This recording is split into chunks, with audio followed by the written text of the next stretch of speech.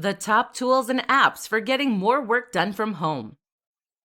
Working from home is a mixed blessing. On the one hand, you'll now have the freedom to work from the comfort of your own four walls. You can drink as much coffee as you like, and you don't have a commute. But on the flip side, you're surrounded by distractions. You can't easily speak to your colleagues, and you need to manage your time entirely by yourself. That's where the top apps and gadgets can come in handy for helping you to do more. Let's talk about some of the best. Asana. For managing big projects with a team of collaborators, tools like Basecamp and Asana are invaluable. Asana will let you create new tasks, assign people, and share updates with collaborators. You can add attachments too, and there are apps available for all major platforms. Slack. Slack is essentially WhatsApp for teams. Sending an email to ask small questions is time-consuming and certainly not optimal. So Slack exists to let you speak to colleagues as you might do by tapping them on the shoulder in a real office setting. Watch out though, Slack can be a time sink. Todoist. If you tend to work solo, then Todoist is a similarly indispensable tool. This is a to-do app that will let you create tasks for yourself and set reminders. It's available on all major platforms, and there's even an Apple Watch app. The best feature of Todoist is the natural language interpretation. This lets you say things like, "Take the trash out every Monday," which will then automatically renew on Monday with a due date for that day. Notion. Notion is a note-taking app that is significantly more powerful than most of the competition. That's because each note can become a database, a flowchart, or a page. You can embed images, videos, and even websites. And you can even export your notes as HTML websites. The whole tool is far more like a content management system in terms of what it can do, and many people refer to it as their second brain. Freedom. For those who struggle not to get distracted by the web without a boss breathing over their shoulder, Freedom is an app that lets you block specific apps and web pages. That means you can't access Facebook during work hours, which can instantly quadruple your work output.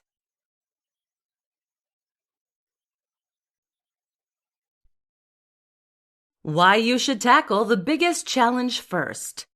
You sit down at your computer, boot it up, and take a look at your to-do list. What do you find? Several big projects and a slew of smaller tasks that need doing. That's before you've even opened your emails. So what do? Which projects to get started first? The answer? Whichever task is the biggest and most unappealing. This is what is referred to as eating the frog, which in turn comes from a Mark Twain quote. If it's your job to eat a frog, it's best to do it first thing in the morning. And if it's your job to eat two frogs, it's best to eat the biggest one first. Another way to look at this is like so. It's better to have a big project behind you than in front of you.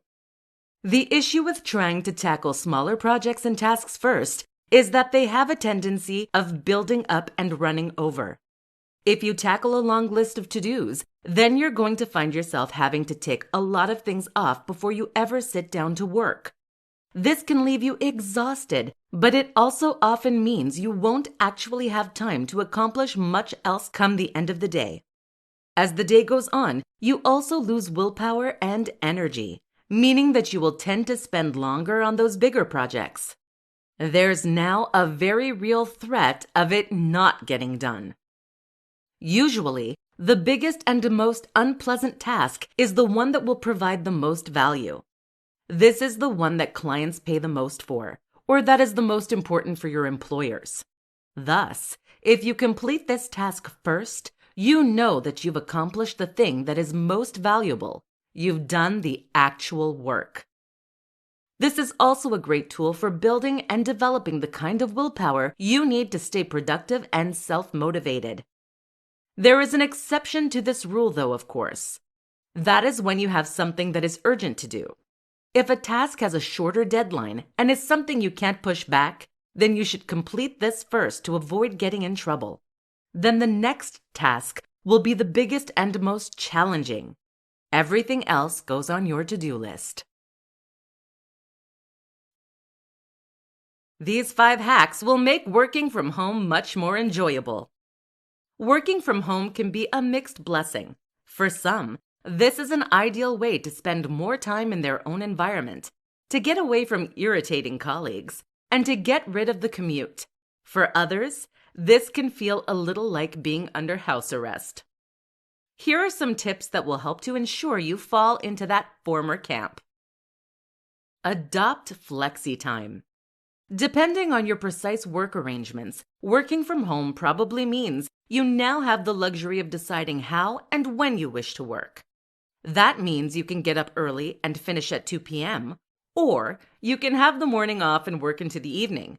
Mess around with what works best for you. Listen to music. Music can make a huge difference to how long and dull a day feels, and it can also help to keep you focused by blocking out distracting sounds. Invest in some good noise-canceling headphones. Watch movies and TV. This might sound counterproductive, but in fact, you can actually watch movies and TV while working at the same time. This is a strategy that Tim Ferriss has been known to use and that is useful for distracting that more creative part of your brain that doesn't enjoy dull work. The key is to watch something you already know very well and to take the sound off. This makes it a background distraction that you can gaze at occasionally while touch typing. It's just enough stimulation to prevent you from getting pulled away from your work. Surround yourself with inspiration. Inspiration is one of the key and most important tools for getting more work done. If you can bring yourself to feel inspired by the work you're doing, then it won't be a struggle to get yourself to start it and see it through. What can help in this regard, then, is to surround yourself with things you personally find inspiring. That might mean examples of great works in your field, or just images of the people who inspire you. Spend time with others. With your office time gone, you might find yourself going a bit mad from the social isolation. A good solution is to spend lunchtimes with others or to meet after you finish work. You've traded time with irritating colleagues for time with the people you love. It's an upgrade. The perfect morning routine for a productive working day. What you do first thing in the morning will set the mood for the entire day to follow. If you have a strong, productive start to your day, then you're going to find it much easier to dive straight into work and get lots done. But if you allow procrastination to creep in at this early point, or if you engage in unhealthy habits, then you're going to find it's much harder to get work done. And this becomes doubly important if you're working from home. With no commute, you have every opportunity to take things slow and to forget about things like grooming. This makes a huge difference to your headspace going forward and seriously limits how productive you're likely to be as the day progresses. This is why the most productive and successful people in the world all have morning routines. In this presentation, we'll discuss some tips to help you create yours. Be realistic. The first and most important step is to make sure that any morning routine you devise is realistic. What that means is that you shouldn't try to come up with something that is extremely elaborate or lengthy, and certainly not to start with. If you've never been able to get up before 7 a.m., then what is the point in including that as part of your morning routine? If you have never stuck at meditation, then why claim you're going to do 30 minutes every morning? It is far better to have a simpler morning routine relying on a few rules, but that you will actually stick to. Use apps. There are plenty of apps out there, such as habit tracking apps, that are designed to help you stick to your goals and plans. Try using a few to see if they can help. Some key things to try. With all that said, here are some popular options to include in your morning routine. Exercise. This helps wake you up and encourages good habits. Meditation. Even 5 minutes will let you take control of your day. Minimal screen time. Many people believe they shouldn't look at any electronic devices for at least the first hour after waking up. Time outdoors. Spending some time outside will help set your body clock. To-dos. Writing a to-do list first thing is a great way to stay on top of things you need to accomplish. Try incorporating any of these that resonate with you and see how it changes your productivity during the day that follows. How to enter and stay in a flow state when working from home. Have you ever been working on a project when suddenly you find yourself falling into a perfect rhythm? After facing serious procrastination and resistance, all of that seems to fall away, and you find yourself in a perfect state of focus. That's when the real work gets done. Without distractions, you are able to stay on task and plow through what you need to get done. But there's more to it than that, too. According to psychologists, flow states allow us to perform our very best work on a consistent basis. We can tap into reserves of productivity and even creativity that are normally inaccessible. So how do you get into this state? Let's take a look at some strategies and tips that we know to work. Rest. The first tip is to ensure that you start the day in the best way possible. That is to say that you shouldn't be overtired or stressed. Make sure that during your downtime, you rest properly so that you can return to work feeling recharged and effective. Sensory deprivation. Our brain has two attentional networks. There is one that is responsible for our internally directed attention, what we choose to focus on, and one that is dictated by external cues that grab and hold our attention. In order to stay on task, then, you need to block out these things that would normally try to pull you away from work. That means a level of sensory deprivation, which you can often accomplish by listening to music or white noise on headphones. Using a large monitor can also help, as this will take up more of your field of view. Inspiration. What many people don't realize is that their productivity is determined more so by their emotion than by logic. In other words, you will find it easiest to be productive when you actually feel interested in and excited by the work that you're required to do. A great tip is to look at examples of the kind of work you intend to do in order to see how it looks best. Just start.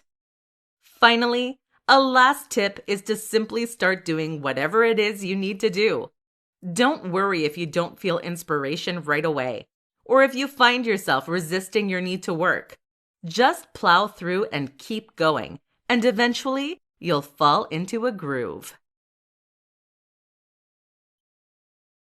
How to deal with small tasks and prevent overwhelm.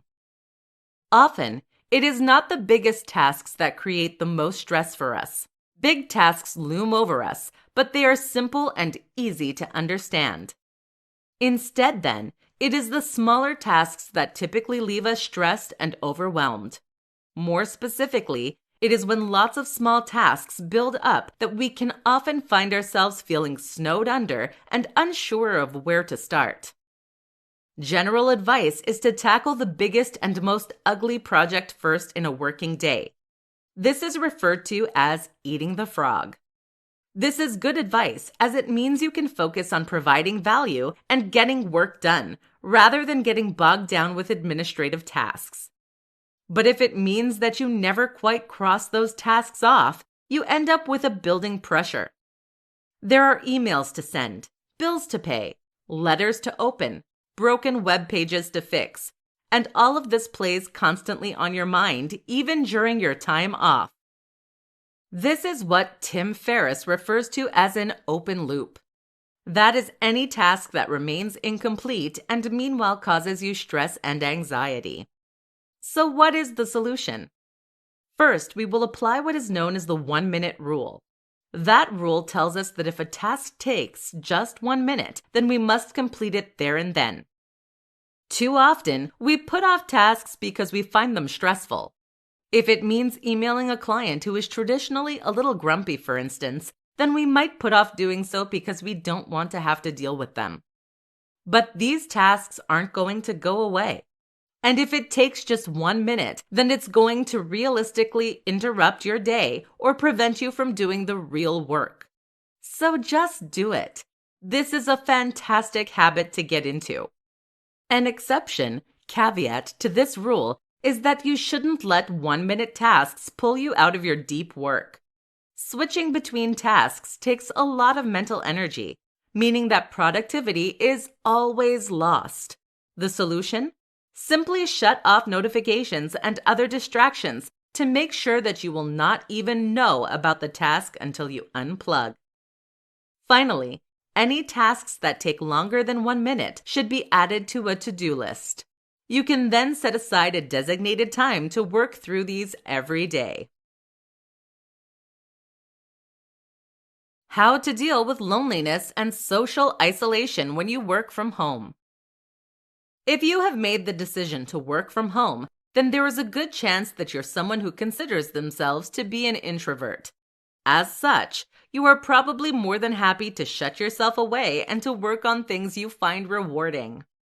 But even for an introvert, this can sometimes become a little lonely and isolating.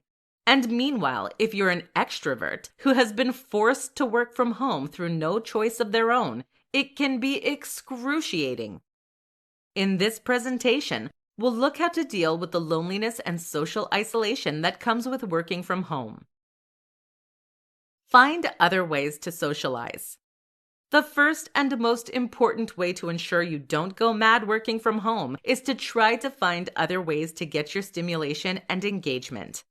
For instance, if you're stuck at home with your family, you can take lunch with them in order to make the isolation a little more bearable. In fact, this is a huge upgrade.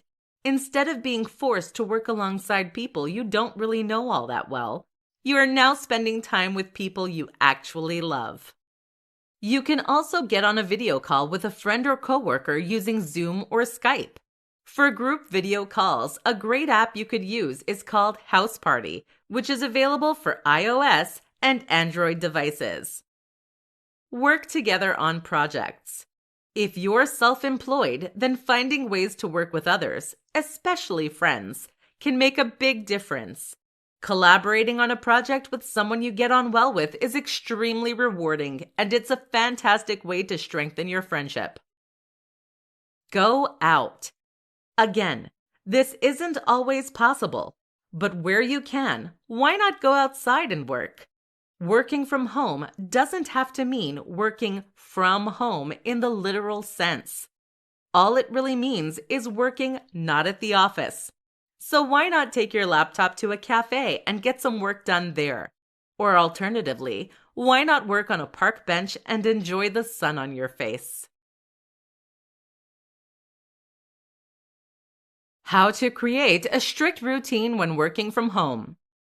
There are many things that you may find you struggle to come to terms with when you start working from home. This is a big shift in the way that you work and approach work, and the result is that many people struggle to adapt. One big example is that the onus is now very much on you to decide how you wish to work. That means that you need to think about how you want your workflow to work, what hours you're going to work, and which tasks you're going to prioritize. In this presentation, we're going to look at how to create a routine that will help you maximize your productivity and get more done. Be strict about downtime.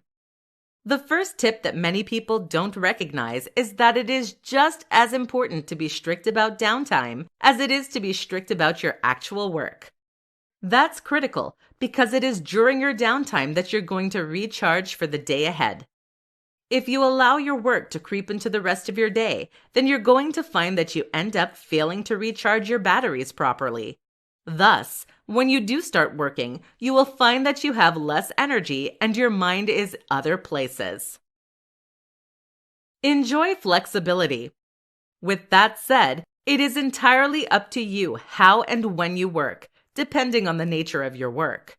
In other words, if you're someone who works best in the mornings, then there's no longer anything stopping you from working from 6 a.m. to 2 p.m. Alternatively, you can work an extra 1.5 hours every day and then take Fridays off. See what works best for you. Create accountability. Something else to consider is whether you have the ability to force yourself to be productive or whether you need an external form of accountability to make sure that you stay on course. Rather than create false stakes, setting punishments for yourself, etc., you can achieve this simply by changing the way you work with your boss or clients. For example, tell them that you will send in your work every single day. Suddenly, you have no option to procrastinate or to work slowly because they expect to see something at the end of every single working day. This can add a lot of discipline to your work process.